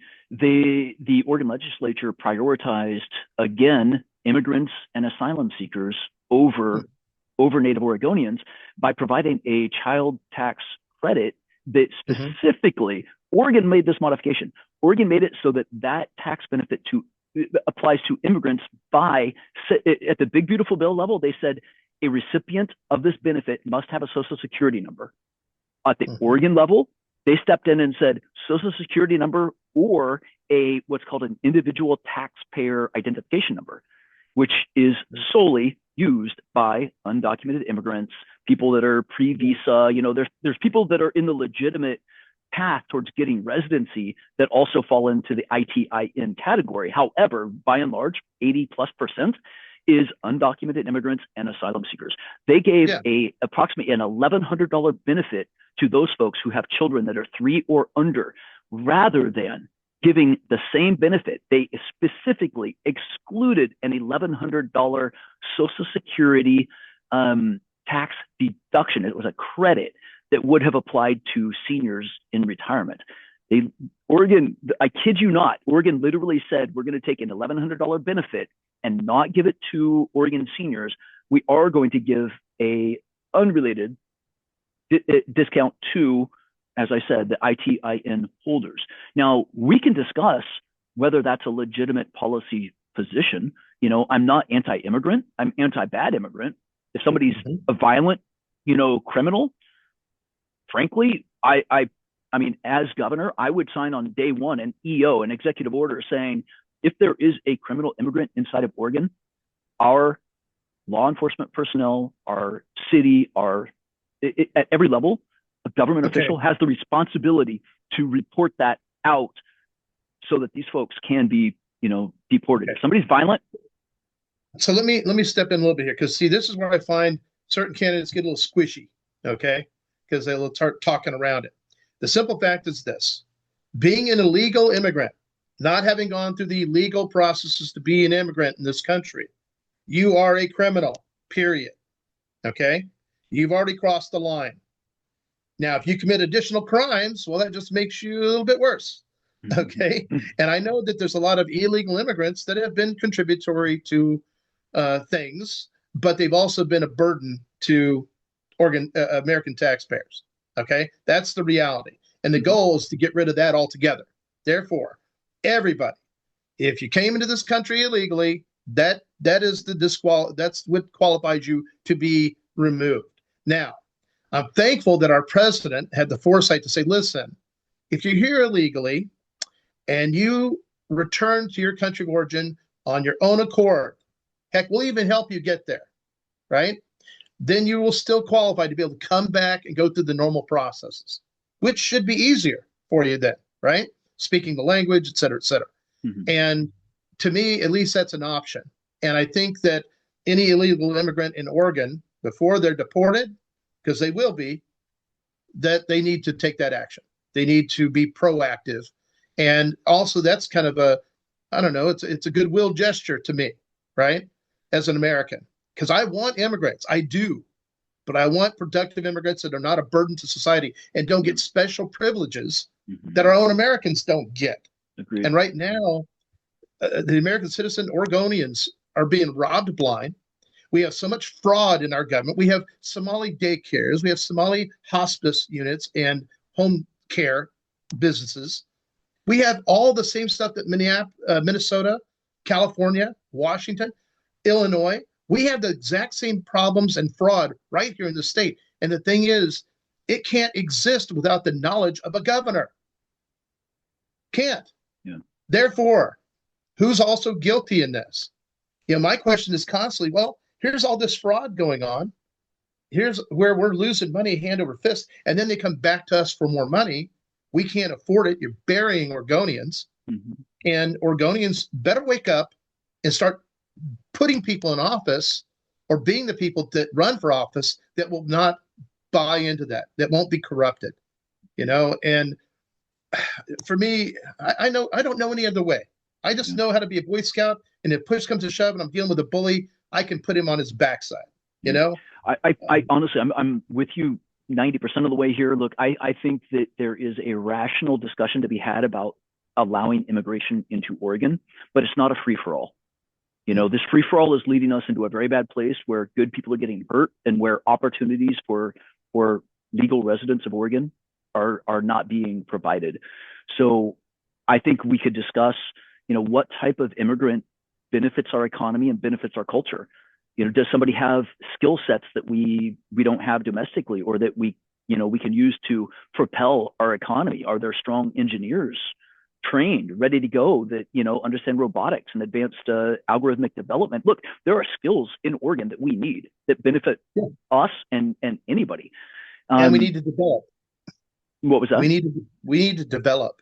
And something else is this, is that we have been literally bombarded with the bitter dregs of all these countries all over the globe. Yes. Okay? The bitter dregs, that is not what we should be accepting in any way, shape, or form, because that puts an undue burden on Americans in general. Absolutely. Very simple. Yep. That's absolutely. it. So, now, do some of those immigrants that come in that have something legitimate to offer? Absolutely. And the craziest part to me is that over time, from George Bush Sr. to almost every president since, has set up special rates. Hey, listen, if you're a legal immigrant, we have this process you can go through, but you got to go through it. You can stay here and we'll get you processed and you can get your citizenship. So many of them did not take advantage of that at any point in time. Yeah. Why? They get more money, they send it back home, and that's what they do. It's a multi-billion-dollar deal. Yeah. And so in a way, they've kind of, well, they've cut off their own twig and giggleberries here, you know? I mean, it's like, you don't do that, but they have done that. And now if they want to complain, I'm like, you know what? You have no room to complain. You've had opportunity and you just didn't do it. Now we have a president that has a little different slant on immigration, but fundamentally, if I become a senator, U.S. senator or U.S. representative, you know, then I'm in a position to at least speak to that as far as voting on immigration policies. And and I'd like to see President Trump come up with a new thing, not to mention the fact he's got a full plate and a half. So he's doing a whole lot of stuff. And I am certain that a solid, good immigration policy and process is imminent. It's something that he even knows we need. Yeah. You know, my biggest thing for immigrants is this: embrace our culture. You can add to our culture here, but embrace it, embrace our language. That's what I'd have to do in any other country. Yeah. You know, it shouldn't be any different here. But anytime we have any immigrant that's going to come here and do any type of serious crime, automatically ejection, ejecto seat, right? Absolutely. That's what it's about. Absolutely. You know? One thing I would add, I believe that we should have complete cost transparency to the taxpayer. I want to know how much of our state dollars are being spent to support immigrants and asylum seekers. This data right now is almost impossible to grab because it's hidden. It is buried in databases, many of which are not public or only partially public. Trust me, I've looked in depth. My best estimates, let me just finish this thought, Paul. My best estimates are we have around 618,000 undocumented immigrants in Oregon. This is compiled from 3 different sources, some at the federal level, one at the state level. But honestly, hard numbers are really hard to come by. But if we're supporting close to, say, 600,000 of these, you know, ITIN immigrants, the costs are substantial. We're providing them, as I said, resident tuition at our universities. We're providing housing support, SNAP benefits, childcare support. You know, a lot of what's taking place in Portland right now, they're taxing businesses to provide childcare or trying to for everybody with children, just across the board, universal childcare. A lot of that's flowing to undocumented immigrants and asylum seekers. There is no, you know, requirement that somebody prove they're legal citizens before they get these benefits. So I want, on a city by city, rolled up to a county level, I want complete transparency. How much is, you're in Douglas County, how much is Douglas County spending on its undocumented immigrant and asylum seeking population on at least an annual basis? Frankly, I want it monthly, and I want numbers. And I think that just making that public, you know, if you go to Eugene, they have a huge undocumented immigrant population. It's similar to Portland in terms of proportionate, you know, representation. But you're probably talking about, it's hard to pull real numbers, but you're talking several, okay, let's look at this alone. Healthcare, emergency healthcare alone, for typically when somebody does not have insurance, you know, undocumented workers typically do not. When somebody has a catastrophic injury, they break an arm, they cut themselves badly, they go into an ER, they say, I don't have insurance, I can't afford it, and they walk out without paying the bill. Now, in Oregon, by law, this is statutory, Oregon state taxpayer steps up and funds those medical bills. Now, that directly attributable to the undocumented immigrant population and an asylum population, that is costing Oregon $750 million per year. Biannually, $1.5 billion. This isn't advertised. This isn't discussed. You're not going to hear, you know, Tina Kotek out here saying, yeah, I decided I'm going to spend $1.5 billion to support emergency health care of people who are not even in Oregon legally.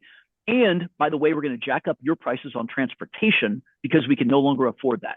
right? We can't fight fires properly. We can't fund first responders properly. We're probably in the early stages of a teacher layoff.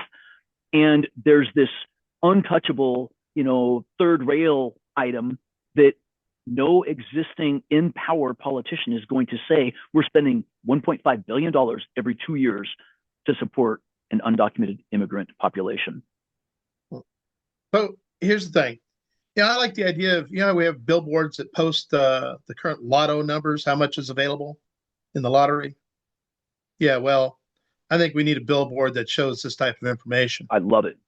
And then we put it on a camera and people can go to the internet and take a look at it, I love it. I believe in that transparency 100%. And part of what I want to do in the audit of Oregon is literally to have press secretaries in each department reporting on that information as we run across it, including those who are actually responsible for these problems.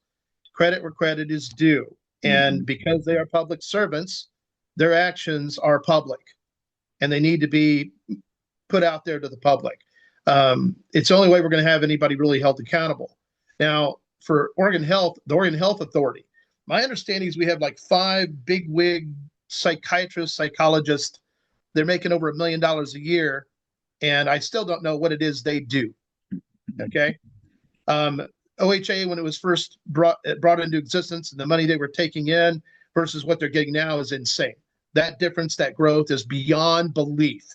And if you ran a business like that, you'd be out of business day one. I mean, you would make it past a week. This is a real issue. So we're seeing all this money going in. We don't really know where it's going. We really don't. Go look into the Oregon budget. It's confusing as all get out. Yeah. And the nonprofits, the NGO types, forget about that.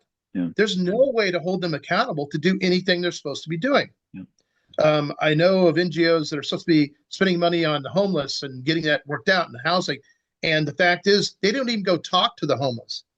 Okay. It's like these different organizations are there to take care of a certain area that's a public property, mow the grass, blow the leaves off, edge the sidewalks. They're not even doing that. Okay. They're paid to do it.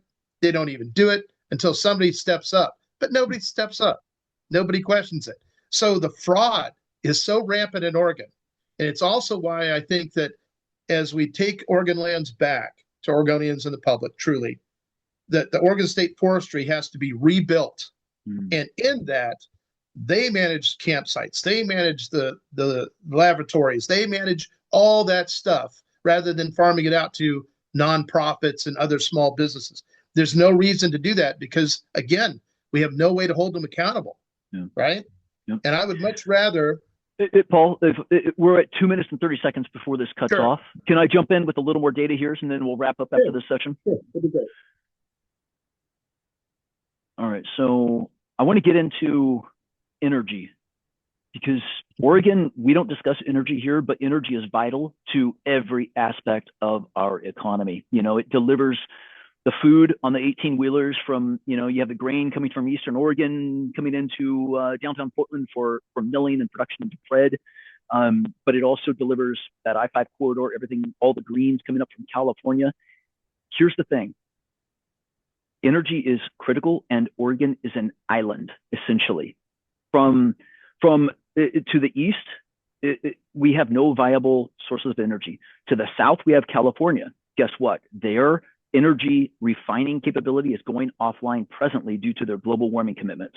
To the north, where we get the majority of our energy today, anything that doesn't come in on an 18-wheeler or a train, which means 99% of our energy comes from the Olympic Peninsula in Washington. Yes. Yep. And Washington also is going offline in the next 4 to 5 years because of their global warming commitments. Now, Oregon is in a position where we may see our cost of energy double or triple in the next 5 years. Also, on an electricity perspective, by 2030, current forecasts show we will be in rolling blackouts by 2027, getting worse into 2030 because we've been taking our coal-fired power plants in Eastern Oregon and taking them offline due to our own global warming commitments. And they destroyed them. They didn't just take them offline. They purposely destroyed them. Yep. So we can't turn them back on. That's right. That's an asset that was destroyed. Just like, when was it? Back in, I think, the 80s or I think it was the 80s, when Trojan, the nuclear power plant to our north, was also blown up, so it could never be brought back online. Look, we are in a pinch that's not being recognized anywhere. And I cannot reiterate this enough. We need to figure out our energy situation. What I'm showing right here is that diesel just hit $5 per gallon. This affects loggers. This affects farmers. You know, if you're driving a John Deere, you're using diesel. And this right here is going to translate directly into increases in our food costs, our delivered goods costs. We're looking at 35% inflation inbound imminently. Let me tell you, this all goes back to the Oregon. Okay, one of the biggest issues that people truly don't understand is the importance and the destruction that the Oregon-China Council actually helps facilitate. Now, one of the issues is that if you go to their website, OregonChinaCouncil.org, you're going to see a whole lot. Now, they used to list all the legislators with their pictures about who supports them.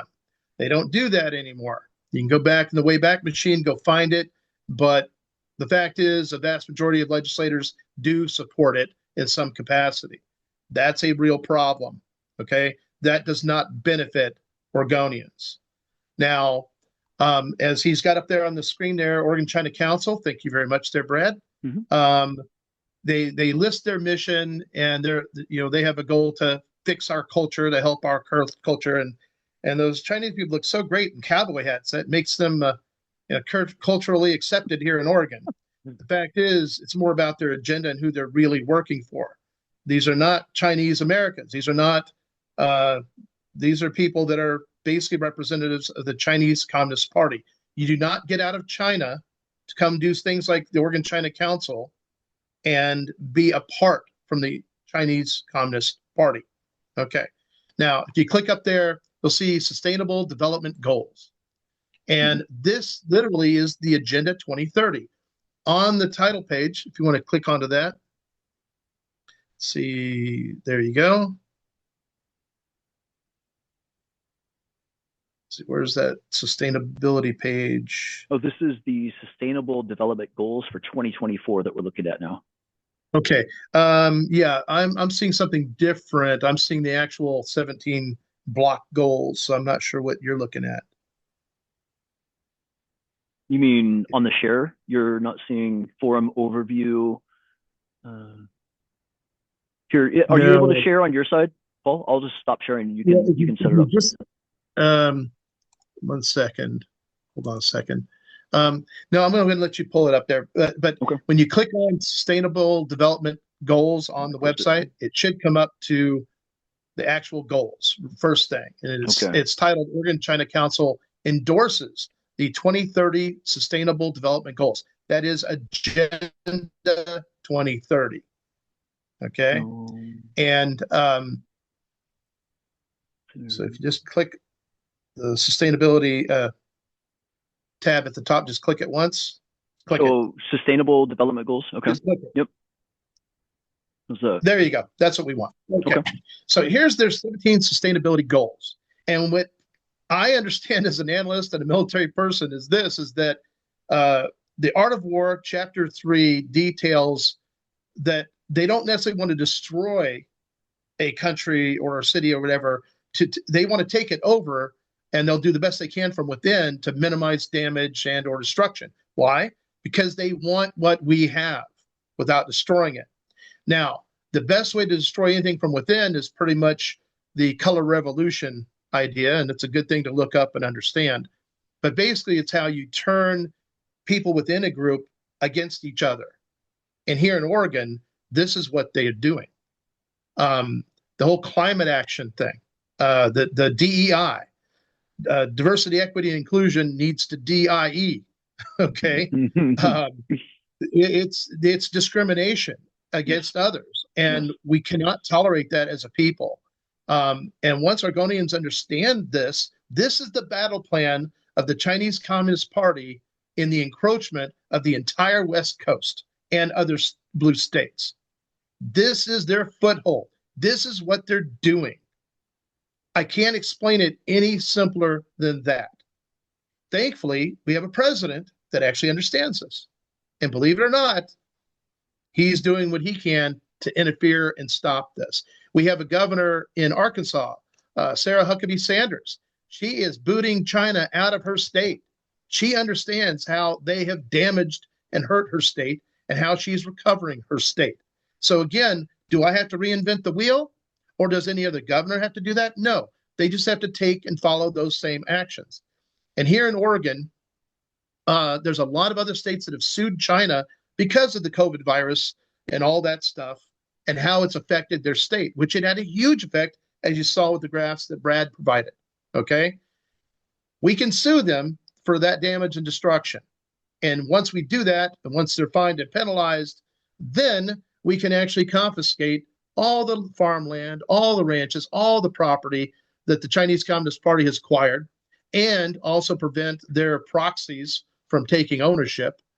And then once we do that, then we have a nice fire sale, in a manner of speaking, for Oregonians so that they can get back into the farming and ranching and property ownership and what have you. We have the property, we have the buildings.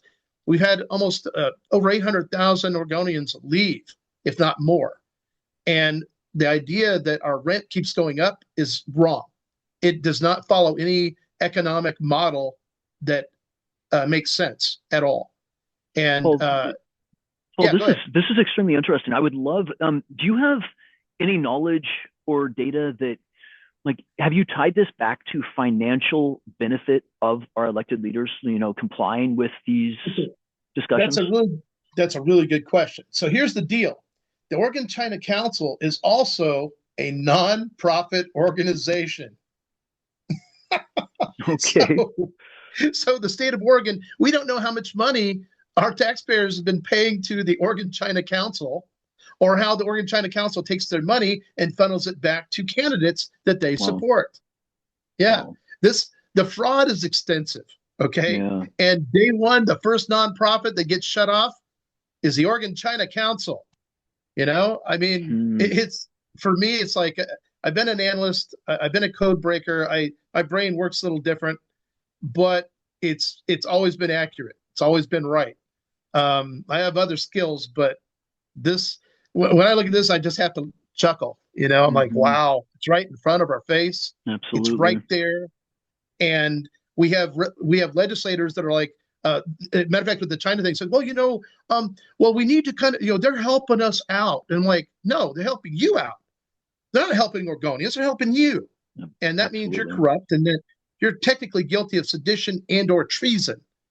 So how do you want it? Do you want to go to El Salvador prison, or do you want to go to my Oregon State tent city prison out in the high desert?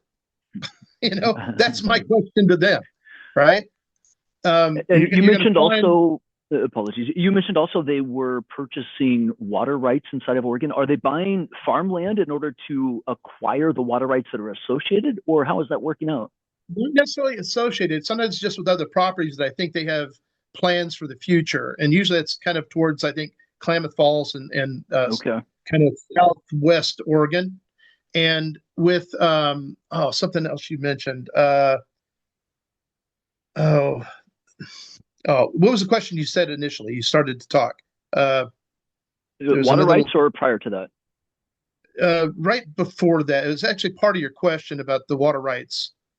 Are they buying land, like farmland, in order to get that, or are they 1.5, almost 1.5 million acres owned by the Chinese in Oregon?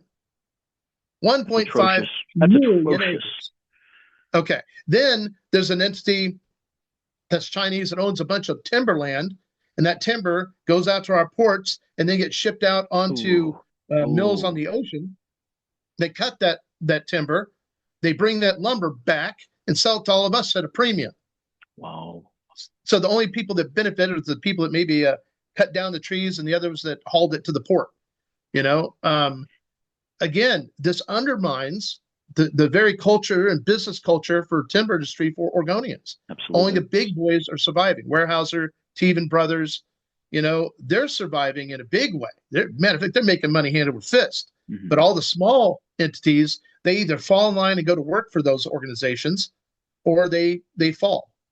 And some of these small towns I go to as a substitute teacher, and what I see there, and when I see a wood mill, and it's just a ghost town, you know. And so many families rely on these mills.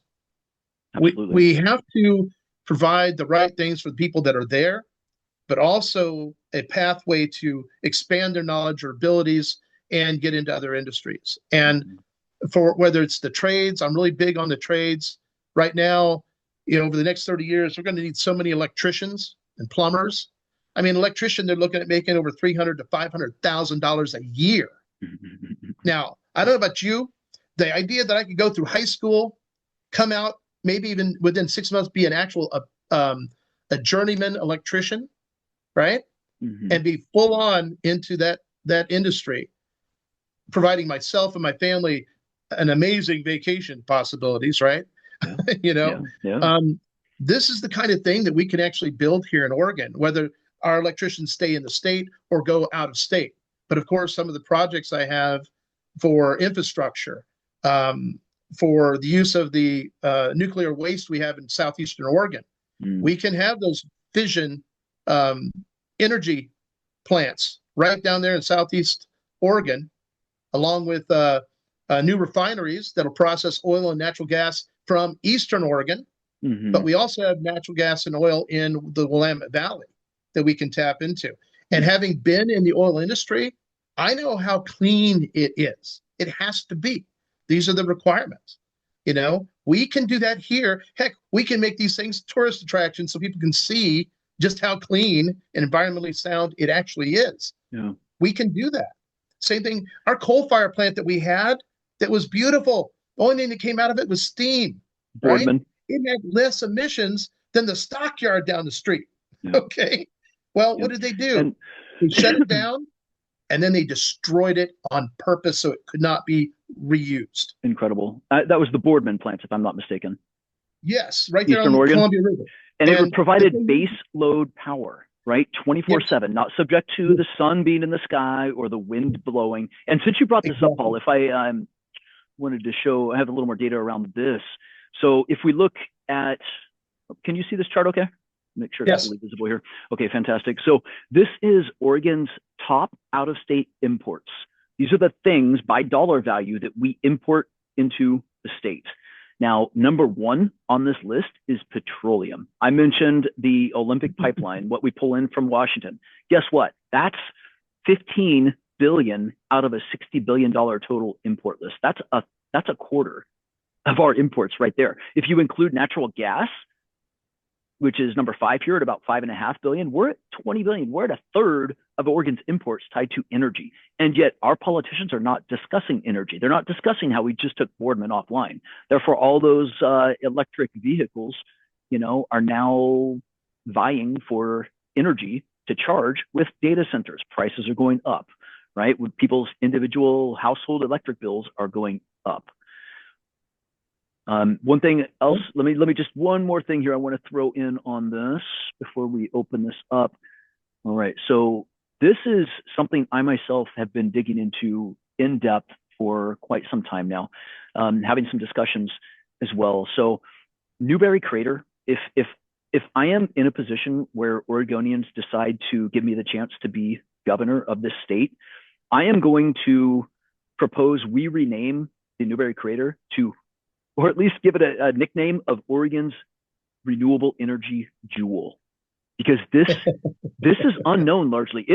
It's a caldera, one of the largest calderas in the U.S. that has a inactive volcano, thermal energy proven now at 331 degrees Celsius at 10,000 feet. And this company, Mazama, has done the initial testing to show that we can pump water from one end, bring it out the other, and use that heated water to generate steam, thus generating electricity. The average cost per kilowatt is less than 5 cents. Right now, I don't know about you, but I'm paying about 35 cents per kilowatt hour all in. When you consider taxes, fees, all of it, I'm around 35 to 40 cents per kilowatt hour. Newberry crater, we can produce for under 5 cents per kilowatt. That subsidizes Oregon manufacturing, transportation, you know, you name it, our household utility bills. So here's getting, being laser precise, laser specific, drilled in. I want to discuss proposals for solutions. Here's three. I as governor, would provide priority permitting. I want, from an executive order perspective, I would put Newberry's geothermal permitting on a 90-day permit clock. No permit takes longer than 90 days from either to approval or to denial with specific reasons. They can then be addressed and brought back in so that you can get those permits through in a reasonable time frame. Right now, we're at 6 months to a year for a type 3 proposal, which is you have to share what's going to take place with the community, allow for feedback. We're talking 6 months to a year. That is a killer when it comes to trying to obtain financing and to get a project off the ground. Second, I would put Newberry Crater into a master plan. I see Eastern Oregon as an area where if we have cheap energy, which Newberry Crater gives us, we can then become extremely strategic about where we expand industry, manufacturing, future housing. This is, like as I said, the renewable energy jewel of Oregon. Third, I'm discussing state loan guarantees. These companies, they have to get out there and obtain financing to make their projects take place. We as a state can say, look, we will guarantee those loans. What that means is as long as that project is successful, the companies involved get access to cheaper credit to make these things happen. The only way that the Oregon taxpayer is ever on the hook for a dollar is if the project fails. I see this as a partnership. I see the development of the Newberry Crater complex as a partnership for the more prosperous Oregon that I want us to be experiencing 10 years from now. And it's a multi-year project. This will take 5 or 6 years to get off the ground. It'll probably cost $5 or $6 billion, if we put in enhanced transmission lines to get that power back over to Salem. So, Paul, feel free to share your thoughts. So, no, your ideas are on target. These are things I fully agree with. For me, I'm under Douglas Electric Cooperative. We actually only pay, even now, like 10.4 cents a kilowatt hour. Is that all in? That's it. That's all in. That's all your fees. That's like you take your dollar amount you pay divided by the kilowatts you consume, and that's it. You're lucky. You are very lucky. And let me tell you something. The Douglas Electric Cooperative, to me, that is a model for the rest of the state as far as power charging, right? Yeah. My highest bill is maybe $138 a month in the worst part of the winter or summer, but we're pretty well insulated. We're in a pretty good spot. But anyway, back to the whole energy thing. Yep. Oregon needs to become an energy powerhouse, and it can. It can. We will literally right now. There's where the Crooked River runs into the Chutes River in Bend. Most people don't even know it's there. Yep. They have in effect a dam, but actually it's just a drop down with turbines, and the power they produce in Bend, well, their excess power they sell to Southern California. Why isn't that money somehow reducing the cost of electricity for Central Oregon, right? To me, those people are stealing from Oregonians. We got to fix that. Now, there's so many ways we can fix our energy problem in Oregon, and solar has nothing to do with it. I see all the solar farms going up, Juniper Flats, all that. This is a bad idea. And all of that has a huge impact on our water quality here in Oregon. When I was a kid in Central Oregon, every well was an artesian well, okay? Every single one. Not anymore. That has changed. Why? Well, between the data centers and what have you, there's actual ways, mechanical ways for data centers to pull water out of the air and create their own water so they don't have to interfere with local water, okay? They could do that, and they need to do that. The people that make the deals with the data centers, to me, are not qualified to make those deals, okay? I'm qualified, but they are not. They are allowing Oregonians to be screwed and poisoned at the same time. Yeah. So you and I are muy simpatico here because this is the kind of stuff that I want to see happen for Oregon. And also, that type of power availability will support the industries we want here in Oregon, the technology we want here in Oregon, and give our people, our children, our grandchildren, awesome, amazing jobs for our future. Because I'll tell you right now, the technology, the disclosure that's coming out over the next couple of years is going to be nothing short of mind-blowing. Mm-hmm. And Oregon needs to be on the crest of that wave.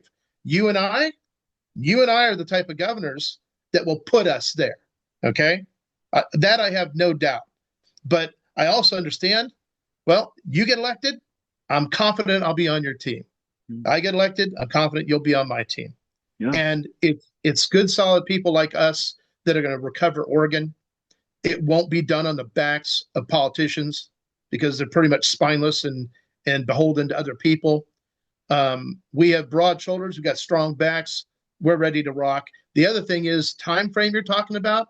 I know that we can cut that down to 3 to 12 months and really get these projects moving, because the goal is to get Oregonians involved. We get Oregonians voting, deciding these things. We get the initiative petitions done through them. Let Oregonians decide, because if their legislators are not representing them, screw them. Let's get them out of the dang picture. They can sit in a spot and collect a little stupid paycheck, but the fact is, Oregonians will make the decision. And I think that is what needs to happen. Oh, by the way, yeah. I think you got one of these, right? Mm-hmm. Yeah. One of my goals as governor is to reopen the governor's house to the public. Oh, okay. Nice. That's a good idea. And this token, this chip, basically every family in Oregon is going to at least get one of these. There'll be different ones, but you'll get one. And at some point during the 4 years I'm in office, the goal is that we get families in there for a pizza party or an ice cream social, something simple, something that I can afford because I'll be paying for it, mm-hmm. you know, and that's going to be an awful lot of ice cream socials, if you know what I mean. But the idea is that it's important for leadership to be directly connected with the public. It's an absolute imperative, because as soon as you lose sight of who you're there to represent, that's when things happen. That's when bad things happen. And here in Oregon, the politicians, we can't afford them anymore. They're killing us. They're killing business. They're destroying our state. They're destroying the future of our children. We can no longer accept that or tolerate it. So as Oregonians, vote smartly, weigh and measure these candidates, get to the truth, ask the tough questions, ask them if they're supporting the Oregon China Council. And so far, all of them either don't know anything about it, they don't understand it, or they're complicit and part of it. I mean, Tina Kotek sent her in that photo on their main page. Hey, Paul, we're out of time. I think we're hard stop. I want to mention one thing real quickly here. So on my website, you mentioned ice cream socials, pizza gatherings, getting the input of Oregonians. I think that's phenomenal. I support you. I love the idea. On my website, I'm doing this the technological way, in a sense. So if Oregonians want to go to the news page, very first one here, Oregon at a Crossroads, I've embedded a poll which asks, what concerns you the most about the way Oregon is heading? And there's some options here. I would love for viewers, jump in, give us your 2 cents. Results are public. I'll just go ahead and say, well, okay, we've discussed permits and fees quite a lot here. Yeah, we've covered a lot of ground. We've covered a lot. So here we go. This just went up. So this is literally me voting and me voting. So, but I would love, please, if you're watching this video, take a minute, jump on here. You don't have to sign in. You don't have to create an account. You just say, I am human. You add 2 numbers and then cast your vote. Let's see what's important to Oregonians. Hey, Paul, thank you so much for your time today. It has been a true pleasure getting to know you. And I very much, I'm grateful to you for what you are doing, trying to get transparency and trying to get rationality into this whole discussion. I'm trying to do the same thing. Good luck to you, sir, in your campaign. And thank you for your service to the military as well. Thank you, Brad. And same thing right back at you, man. I know that Oregon has good leaders that are available. It's a matter of getting them in office and getting them moving. And the thing I would tell any true leader is that you have to drive it. You have to make decisions. That's what leadership's all about. You're going to have to make the tough calls, but you can do it in such a way that you have full support of the people around you and the people of Oregon. So it can be done. We can do it in record time as well. We're going to do it. We've seen a president pull it off. We can do it too. And I think this is the year Oregon flips, frankly. I think everybody's so fed up with Kotek and the way that, our livelihoods, our quality of living is declining. I think a lot of people are exhausted with the old way that Oregon has been led. So, hey, good luck to you, sir. Thank you once again. All right. Thank you. Have a good day. All right. You take care. Bye-bye.